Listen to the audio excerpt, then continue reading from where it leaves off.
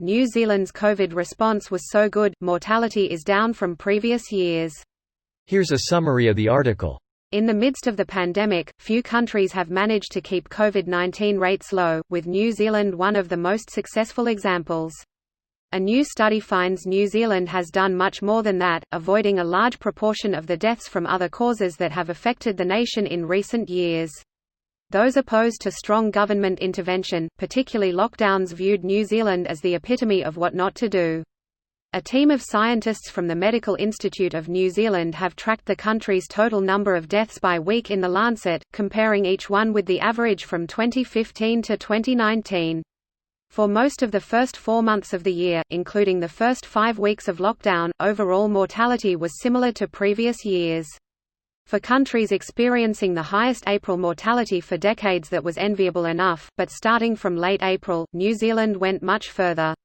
Total deaths were 123.4 per million per week during lockdown and thereafter, an 11% fall on previous years. This post received a score of 62,000, with an upvote ratio of 86%. Here are the top comments in response to this article. The same thing happened here in Paraguay. What ended up happening is we had way fewer traffic accidents and other infectious diseases. Australia too. Almost no flu deaths, think it was over 2K the previous year. Corona deaths are 909 so far. Hopefully the hygiene mindfulness in other countries will save more lives from flu in the next decade than were lost to corona. US flu has gone down dramatically, but we more than replaced those deaths with COVID. 10 times over though? In a decade you may see a net positive, however the social upheaval of COVID is immeasurable. The US actually has had more deaths from COVID than the flu in the last 10 years combined.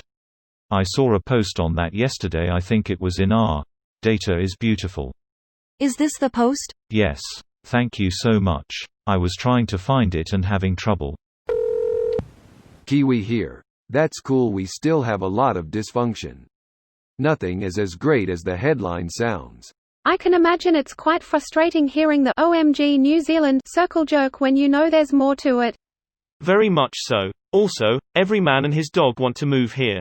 To be fair, I wanted to move to NZ long before COVID. Blame Peter Jackson. Greater than I wanted to move to NZ long before COVID. I was born in New Zealand a long time before COVID. Our family moved to Australia, Queensland. Then I moved to the United States close on 20 years ago. The Kiwis are essentially COVID-free. My elderly parents in Queensland let me know about their vacation they went on last month and how they were off to the bar later in the day.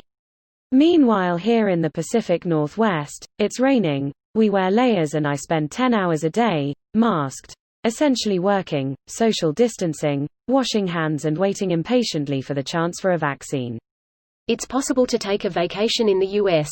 I did a lot of hiking this year. I camped at a local park in fall so freaking cold. That's what happens when you shut down everything. I hate the circle jerk about NZ on Reddit though. You guys don't know about half the issues that are going on here. There is a reason a lot of us moved to Australia. It's a great country and all, but just saying it ain't no utopia that a lot of liberal Americans think it is. It is and it isn't.